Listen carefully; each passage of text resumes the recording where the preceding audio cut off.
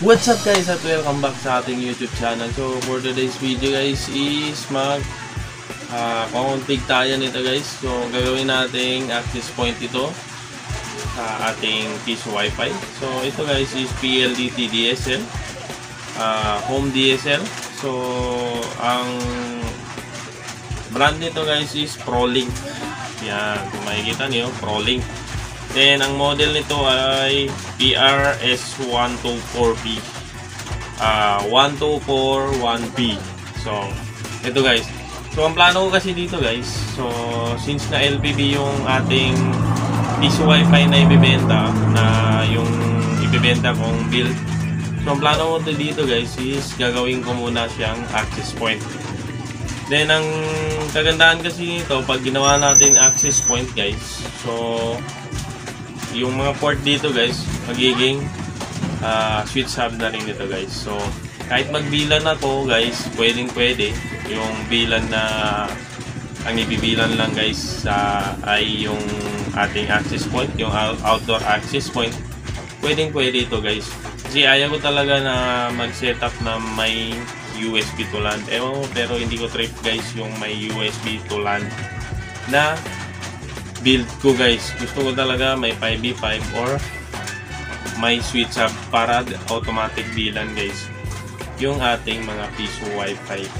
So yun nga guys, kahit anong lahat nito guys magiging switch hub. So kahit saan dito na port pwede nyong lagyan ng access point guys. So pag kinonfig na natin, so madali lang naman nito guys paano i-config. Ang gagawin lang natin dito guys, papalitan lang yung SSID at saka syempre yung DHCP server guys is dapat i-disable natin.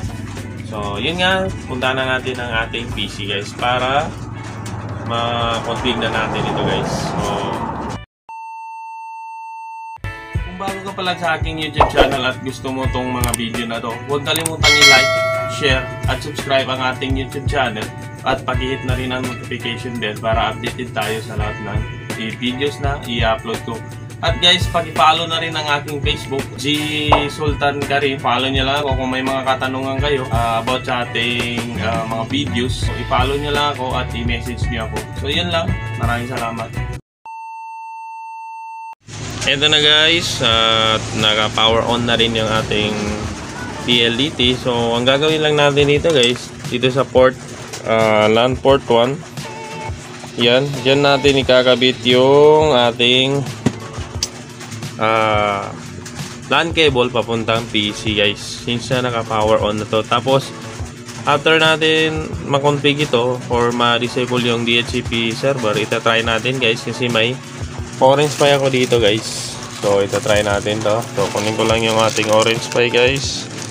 Yan, eto siya guys, yung ating orange pi. Itatry natin to guys mamaya pag tapos natin config. So wala pa kasi akong outdoor antenna, hindi pa dumating. So ito muna yung gagamitin natin para ma-trial natin itong ating orange pi. So yun nga, simulan na natin sa ating PC guys. So yan guys, dito na tayo sa ating PC. So dito guys, ito yung ating version or model ng ating PLDT Home DSL guys. So ang brand nito guys is ProLink, yung modem natin. Then ang model nito guys is PRS124B.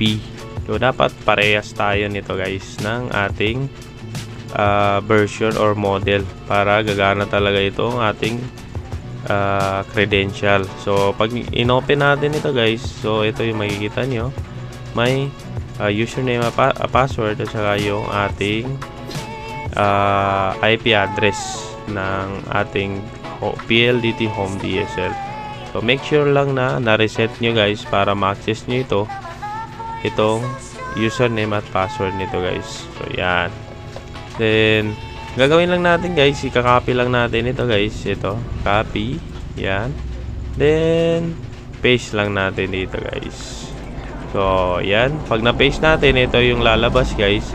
Then ito yung username at password guys. Yan, so copy ko lang yung PLDT. Yan, then sa password guys is ito yung i-copy nyo.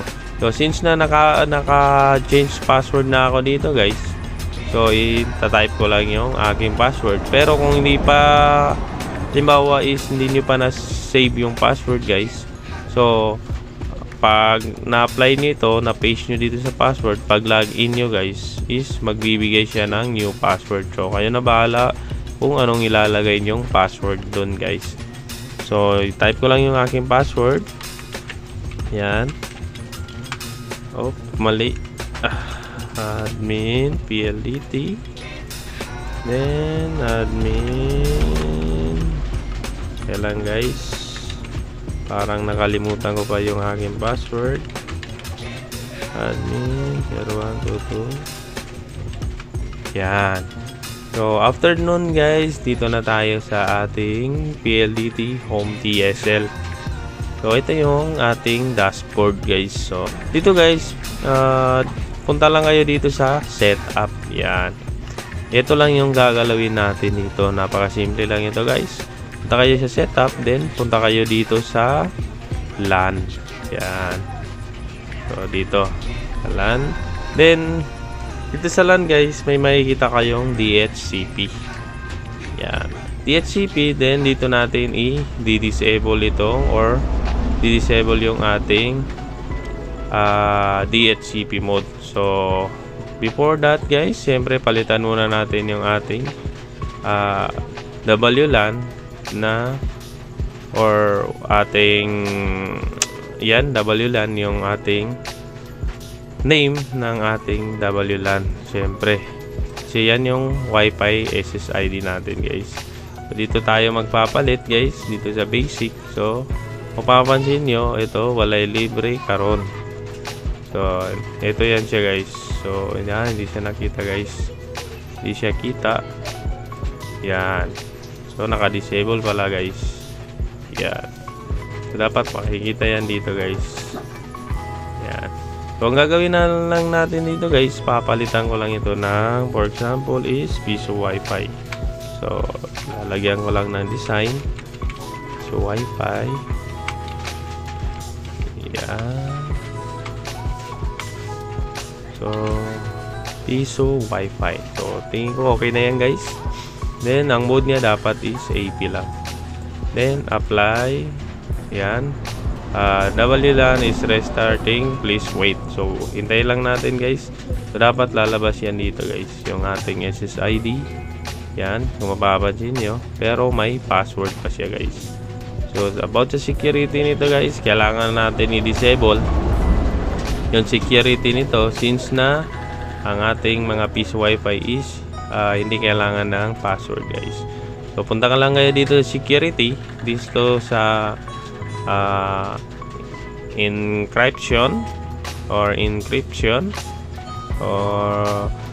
piliin nyo lang yung none guys para mawala itong password guys. So apply lang natin ulit, wait na naman tayo ng 20 seconds.